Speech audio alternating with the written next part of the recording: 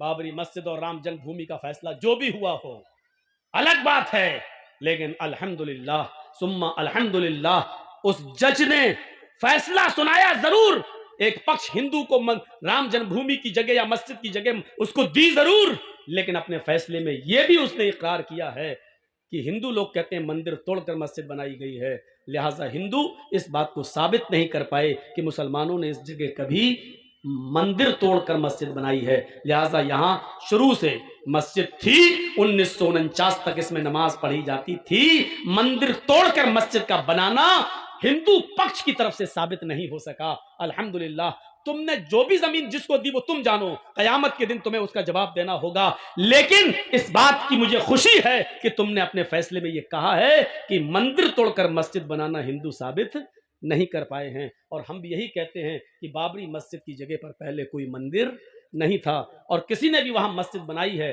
تو مندر توڑ کر مسجد نہیں بنائی گئی ہے، کیونکہ ہم مسلمانوں کا عقیدہ ہے کہ مندر توڑ کر اگر کسی کی زمین پر ناجائز قبضہ کر کے یا مندر توڑ کر مسجد بنائی جائے تو وہاں ہماری نماز ہو ہی نہیں سکتی ہے۔ یہ ہماری تعلیم ہے، یہ ہمارا عقیدہ ہے، یہ ہماری بنیاد ہے، یہ ہمارے اصول ہیں، یہ ہمارے ضابطے ہیں۔ یہ سچائی ہے کہ مسلمانوں نے کبھی کسی گرجا کو توڑ کر، مسلمانوں نے کبھی کسی مندر کو توڑ کر مسجد نہیں بنائی۔ میرے بھائیوں، یہ اسلام کی شکشا ہے، یہ اسلام کی تعلیم ہے۔ حضرت عمر فاروق یروشلم کی طرف سفر کر رہے ہیں، بیت المقدس فتح کر لیا جاتا ہے، بیت المقدس فتح کر لیا جاتا ہے، بیت المقدس کو آزاد کر لیا جاتا ہے۔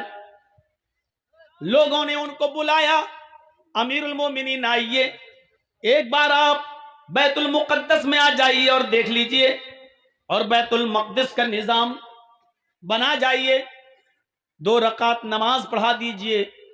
حضرت عمر کو بڑی خوشی ہوئی کہ آج بیت المقدس کو آزاد کر لیا گیا ہے۔ حضرت عمر فاروق بیت المقدس کی طرف جا رہے ہیں اپنے چند ساتھیوں کے ساتھ، راستے میں یروشلم پڑتا ہے۔ جب یروشلم سے گزر رہے تھے تو وہاں عیسائیوں کی ایک بستی تھی، اس عیسائیوں کی ایک بستی سے گزر رہے تھے، وہیں اذان کا وقت ہو جاتا ہے۔ اسی بستی کے اندر عیسائیوں کا ایک گرجا تھا جس میں عیسائی عبادت کرتے تھے۔ حضرت عمر فاروق کے ایک ساتھی نے اذان دی، حضرت عمر فاروق رضی اللہ تعالیٰ عنہ کے ایک ساتھی نے جب اذان دی تو حضرت عمر فاروق نے سارے صحابہ سے کہا تم وضو بنا لو۔ وضو بنانے کے بعد نماز پڑھنے کا ٹائم آیا تو وہ عیسائی اپنی بستی سے نکلتے ہیں، حضرت عمر فاروق کے پاس آتے ہیں اور کہتے ہیں امیر المومنین آپ نماز کہاں پڑھیں گے، آپ کی نماز کا وقت آ گیا ہے۔ انسانیت دیکھیے، حضرت عمر فاروق نے کہا اسی جنگل میں، اسی بستی میں ہم نماز پڑھ لیں گے، چادریں بچھائیں گے اور یہی نماز پڑھ لیں گے۔ ان عیسائیوں نے کہا نہیں نہیں، ہمارا گرجا خالی ہے، آپ ہمارے گرجا میں چلے جائیے اور نماز پڑھ لیجئے۔ امیر المومنین آپ کے عقیدے کے مطابق جہاں مورتی ہوتی ہے وہاں نماز نہیں ہوتی ہے، لہٰذا میرے گرجا میں مورتی نہیں ہے، ہم نے عیسیٰ علیہ السلام کا مجسمہ، ان کا اسٹیچو، ان کی مورتی ہم نے ہٹا دی ہے۔ آپ چاہیے، میں نے گرجا کو پانی سے دھو دیا ہے، میں نے اس کو پاک صاف کر دیا ہے، آپ اس گرجا میں جا کر نماز پڑھ لیجئے۔ آپ کو کون یہاں ہمیشہ رہنا ہے؟ ایک ٹائم کی نماز پڑھنا اور آگے نکل جانا، بیت المقدس کی طرف چلے جانا ہے، جائیے نماز پڑھ لیجئے۔ حضرت عمر فاروق نے لوگوں سے کہا بیچارہ اگر یہ قربانی دے رہا ہے تو اس جگہ سے بہتر ہے کہ ہم کسی بند جگہ پر نماز پڑھ لیتے ہیں، چلیے۔ حضرت عمر اپنے ساتھیوں کو لے کر گرجا میں گھس گئے، چاروں طرف دیکھا کوئی ایسی چیز نہیں تھی کہ جس چیز کی موجودگی میں نماز نہ ہو، کوئی چیز نہیں تھی۔ ہاں ٹھیک ہے، سب چیزیں اوکے ہیں، نماز ہماری ہو جائے گی، تمہاری اجازت بھی ہے، جیسے سرکار اگر کسی زمین پر نماز پڑھنے کی اجازت دے رہی ہے تو وہاں ہماری نماز ہو جائے گی کیونکہ سرکار کی پرمیشن ہے۔ اگر کسی آدمی کی جگہ ہے اور اس کی پرمیشن نہیں ہے تو آپ وہاں نماز نہیں پڑھ سکتے۔ جب عیسائیوں نے پرمیشن دے دی آپ ہمارے گرجا میں نماز پڑھ لیجئے تو نماز ہو جائے گی۔ حضرت عمر فاروق اس گرجا میں گھستے ہیں، صفیں لگا لیتے ہیں، چٹائیاں بچھ جاتی ہیں، صفیں لگ جاتی ہیں۔ جب نماز پڑھانے کا وقت آتا ہے اقامت کہی جاتی ہے اللہ اکبر اشہد ان لا الہ الا اللہ اشہد ان محمد رسول اللہ حی علی الصلاۃ حی علی الفلاح قد قامت الصلاۃ قد قامت الصلاۃ اللہ اکبر لا الہ الا اللہ. جب اس طریقے کے اقامت جب کہہ دی جاتی ہے، حضرت عمر فاروق قبلے کی طرف چہرہ کر کے اللہ اکبر کہنے والے ہیں، نماز کے لیے اللہ اکبر کہنے والے ہیں. اچانک ان کے ذہن میں کوئی بات آتی ہے اور وہاں سے نکلتے ہیں، لوگو چلو ہم یہاں نماز نہیں پڑھیں گے. اقامت ہو گئی، تکبیر کہہ دی گئی، لیکن حضرت عمر نے کیا کہا؟ یہاں سے نکلو، یہاں نماز نہیں پڑھیں گے. لوگوں نے کہا جب پڑھنا ہی نہیں تھی تو آئے کیوں؟ کہا بعد میں بتاؤں گا. چلو باہر نکلے. پھر اسی جنگل میں آ گئے، وہیں پر چٹائی بچھائی اور نماز پڑھ لی. سفر میں تھے اس لیے 2 رکعت نماز پڑھانے کے بعد سلام پھیر دیا. عیسائیوں نے روتے ہوئے کہا امیر المومنین ہمارا جرم کیا تھا؟ ہم نے تو خوشی خوشی اجازت دے دی تھی، ہم نے تو خوشی خوشی اجازت دے دی تھی نماز پڑھنے کی، آپ چلے بھی گئے تھے اندر، پھر کیا بات ہے کہ آپ نے ہمارے گرجا میں نماز نہیں پڑھی؟ کیا کسی نے آپ کو منع کیا تھا یا ہمارے پادری نے آپ کو روکا تھا؟ حضرت عمر کہتے ہیں نہیں، بلکہ میں خود اپنی مرضی سے نکلا. کہا کیوں؟ کیا ہماری اجازت نہیں تھی یا ہمارے گرجا میں آپ کی نماز نہیں ہوتی؟ آپ کے عقیدے کے مطابق زمین پاک ہونا چاہیے تھی، میں نے دھو دیا تھا گرجا. آپ کے عقیدے کے مطابق اس میں مورتی نہیں ہونی چاہیے تھی، میں نے مورتی ہٹا رکھی تھی، پھر اس میں آپ کی نماز کیوں نہیں ہوتی؟ حضرت عمر نے کہا نہیں اے میرے عیسائی بھائی، بات یہ نہیں ہے کہ اس گرجا میں میری نماز نہیں ہوتی، بلکہ میں صرف اس خوف سے تمہارے گرجا سے نکل گیا کہ میرے دل میں یہ خیال آیا، اے عمر اگر آج تو نے اس گرجا میں نماز پڑھ لی، اگر آج تو نے اس گرجا میں نماز پڑھ لی تو کہیں ایسا نہ ہو کہ تیرے انتقال کے 50 سال کے بعد، 100 سال کے بعد، 200 سال کے بعد جب مسلمان ترقی کریں گے، آگے بڑھیں گے، ان کی حکومتیں ہر جگہ پھیلیں گی، کہیں ایسا نہ ہو کہ بعد میں آنے والے مسلمان یہ سمجھیں کہ جس گرجا میں حضرت عمر نے نماز پڑھی تھی وہ پہلے مسجد تھی، ان عیسائیوں نے اس کو توڑ کر گرجا بنا لیا ہے. میں یہ سوچ کر نکل گیا کہ بعد میں آنے والے مسلمان کہیں میرے نماز پڑھ لینے کی وجہ سے، بعد میں آنے والے مسلمان کہیں تمہارے گرجا کو مسجد تصور نہ کرنے لگیں اور پھر تیش میں آ کر تمہارے گرجا کو توڑ کر اس جگہ اپنی مسجد نہ بنا لیں. اس لیے میں نکل گیا تاکہ لوگوں کو یہ بات یاد رہے کہ حضرت عمر نے اس گرجا میں اس لیے نماز نہیں پڑھی کیونکہ وہ گرجا تھا. اگر پڑھ لیتے تو بعد میں آنے والے لوگ کہیں اس پر مسجد کا دعویٰ نہ ٹھونک دیتے کہ عمر نے نماز پڑھی اس لیے مسجد تھی، بعد میں کہیں تمہاری گرجا کو توڑ نہ دیں.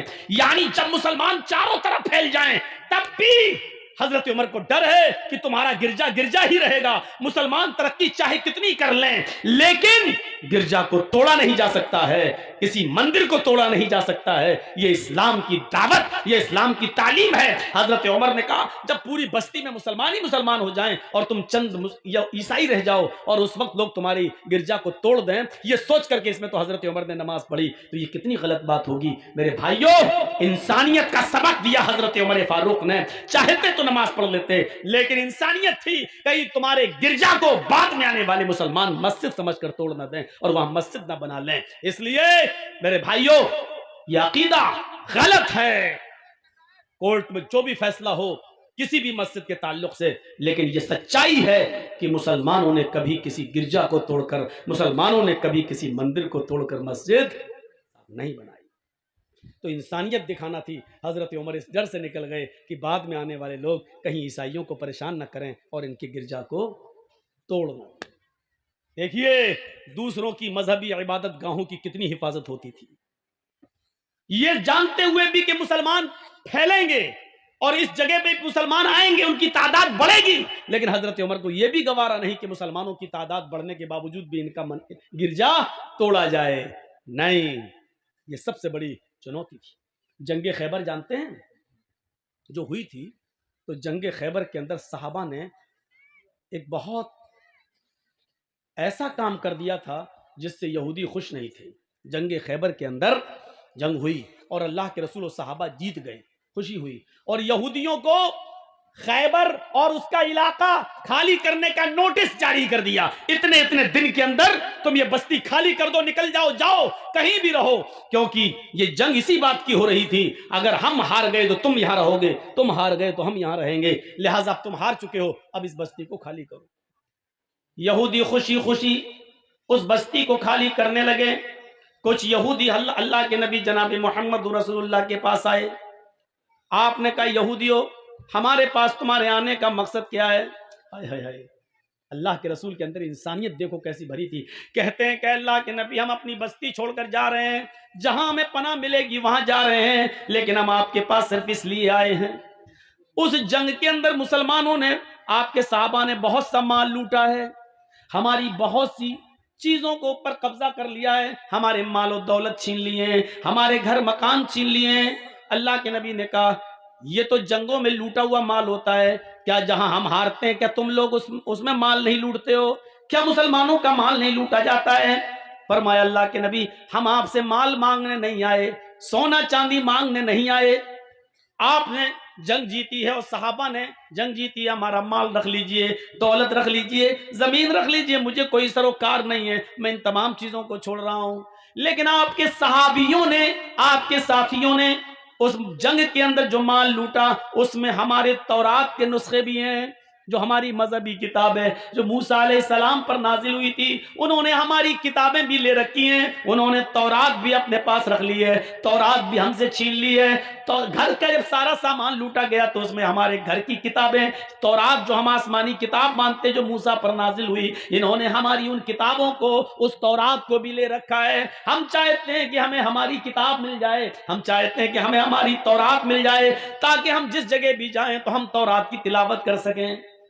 اللہ کے نبی نے سارے صحابہ کو بلایا اور بلانے کے بعد کہا خبردار، تم نے جو مال لوٹا ہے اس مال کو یہاں جمع کریے، اس مال کو یہاں اکٹھا کیجئے، وہ سب مسلمانوں میں تقسیم کیا جائے گا، لیکن کسی کی مذہبی کتاب کو لوٹنے کا تمہیں کوئی حق نہیں ہے۔ تمہیں چاہیے کہ ان کے مال و دولت کو لوٹتے وقت جو ان کی کتاب تورات تمہارے پاس آئی ہے، ان کی ایک ایک کتاب تورات کو ان کے حوالے کر دیا جائے، یہ ان کی مذہبی کتاب ہے جو موسیٰ علیہ السلام پر نازل ہوئی ہے، ان کو اپنے عقیدے پر عمل کرنے کی اجازت ہے، ان کو اپنے موسیٰ کی لائی ہوئی شریعت پر عمل کی اجازت ہے۔ محمد رسول اللہ کی دشمنی ان کے ساتھ، ان کے مذہب کو لے کر نہیں، ان کے دین کو لے کر نہیں، ہماری وچار دھاراؤں کی لڑائی ہے، ہمارے خیالات کی لڑائی ہے، ان کی مذہبی لڑائی نہیں ہے۔ انہوں نے ہمیں ستایا تھا، ہمارے صحابہ کو تنگ کیا تھا، اس لیے یہ جنگ ہم نے کی تھی، ورنہ ہم کسی کو ان کی مذہبی عبادت سے نہیں روکتے ہیں، لہذا ان کی کتابیں واپس کر دو۔ انسانیت کا ایسا ثبوت پیش کیا اللہ کے رسول نے کہ لوٹا ہوا مال تو آپ نے نہیں دیا کیونکہ وہ مال غنیمت ہے، لیکن اس میں جو کتابیں، جو تورات اللہ کے نبی کے صحابہ کے پاس تھی، وہ ایک ایک کر کے واپس کروا دی، اور ان یہودیوں نے کہا کہ ہم نے آپ سے اچھا انصاف کرنے والا آج تک کسی کو دیکھا نہیں ہے، شکریہ اے اللہ کے رسول، آپ نے ہماری کتابوں کو ہمیں واپس کر دیا ہے۔ یہاں سے ہم اندازہ لگا سکتے ہیں میرے بھائیوں، میرے دوستوں، کہ انسانیت کس چیز کا نام ہے۔ یہاں تو ایک سمودائے اگر ہمارا قرآن اس کو مل جاتا ہے تو اس کو جلاتا ہے، ایک سمودائے ترپورہ کے اندر دیکھ لیجئے کس طریقے سے اس کو موقع ملا تو اس نے ہماری عبادت گاہوں کو جلایا ہے، ہماری مسجدوں کو جلایا ہے، قرآن جلا دیا ہے۔ میرے پیارے ساتھیوں، اسلام کی شکشا یہ ہے کہ تم کسی کی عبادت گاہ پر حملہ نہ کرو، تم کسی کی عبادت گاہ مت توڑو، کسی کی عبادت گاہ کو توڑ کر تم اس جگہ مسجد نہیں بنا سکتے، اور بناتے ہو تو وہاں تمہاری نماز نہیں ہوگی، حرام ہے تمہارے لیے ایسا کرنا، اور تم کسی کی مذہبی کتاب نہیں جلا سکتے ہو۔ میرے بھائیوں، صحابہ کرام نے کسی کی مذہبی کتاب جلائی نہیں ہے، اگر لوٹ لیا تھا تو ان کو ان کی مذہبی کتاب واپس کرنا پڑی، یہ اسلام کہتا ہے۔ ذرا ہم اپنے بھارت کا جائزہ لیں کہ ہم کہاں جا رہے ہیں۔ ہاں، اسلام یہ کہتا ہے کہ ہم مسلمان ہیں، قرآن پر ہم عمل کریں، پوری طریقے سے عمل کریں، لیکن ہندو بھائی کی کتاب وید، رامائن اور گیتا، اور یہودیوں کی کتاب تورات، اور عیسائیوں کی کتاب انجیل، ہم ان کی بھی قدر کریں، ان کو نفرت کی نظر سے نہ دیکھیں، عمل قرآن پہ کریں، لیکن دوسروں کی مذہبی کتابوں کو ہم برا بھلا نہ کہیں، ان کی بھی عزت کریں، اور دوسرے مذہب والوں کو بھی چاہیے کہ وہ اپنی مذہبی کتابوں پر خوب چلیں، خوب عمل کریں۔ جس طریقے سے ہمیں یہ جائز نہیں ہے کہ ہم گیتا اور رامائن، وید اور پرانوں سے نفرت کریں اور ان کو پھاڑیں، اسی طریقے سے ان کو بھی اس بات کی پرمیشن نہیں ہے کہ وہ ہمارے قرآن کو جلائیں۔ میرے بھائیوں، کوئی مذہب کسی کی دھارمک گرنتھوں کو گرانے، جلانے اور ان کو پھاڑنے کی اجازت نہیں دیتا ہے۔ یہ ہمیں اور آپ کو سوچنا چاہیے کہ انسانیت کس چیز کا نام ہے۔ تلسی داس جی بھی کہتے ہیں، جب تک مدی کویا بنا محمد پار نہ ہویا۔ مد مانی میٹھی، کویا مانی آواز۔ جب تک دنیا میں میٹھی آواز یعنی قرآن باقی رہے گی، جب تک دنیا میں قرآن رہے گا، بنا محمد پار نہ ہویا، اس وقت تک بنا محمد کے یعنی اللہ کے رسول کی اطاعت اور اللہ کے رسول کی فرما برداری کیے بنا کوئی پار نہیں ہو سکتا۔ تلسی داس جی تو کہہ رہے ہیں قرآن پڑھو، اور مسلمان کہتا وید سناؤ۔ نہیں، الٹی گنگا بہ رہی ہے۔ تلسی داس جی کہہ رہے ہیں کہ قرآن پڑھو، جب تک قرآن رہے گا تب تک محمد رسول اللہ صلی اللہ علیہ وسلم کا فرمان رہے گا، اور محمد رسول اللہ کے فرمان کے بنا کوئی آدمی پار نہیں ہوگا، یعنی نجات نہیں پائے گا۔ یعنی قرآن و حدیث پہ عمل کرنے کے بعد ہی نجات ملے گی، اس کے بنا نجات نہیں ملے گی۔